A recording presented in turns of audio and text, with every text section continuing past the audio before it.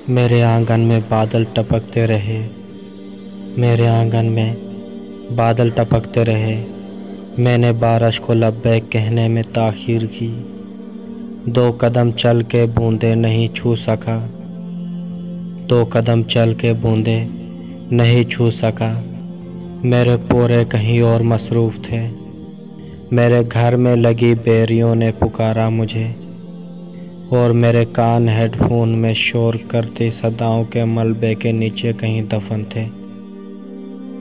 बेरियों की मोहब्बत से लबरेज बातें भी ज़ाया गई। मेरे कमरे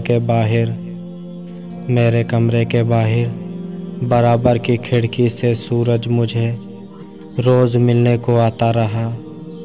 मैं नहीं उठ सका, मैं तो मसरूफ़ था।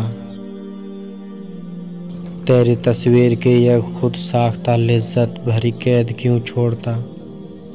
बारिशों से ज़रूरी वो पैगाम थे, बारिशों से ज़रूरी वो पैगाम थे, वो जो थे ही नहीं।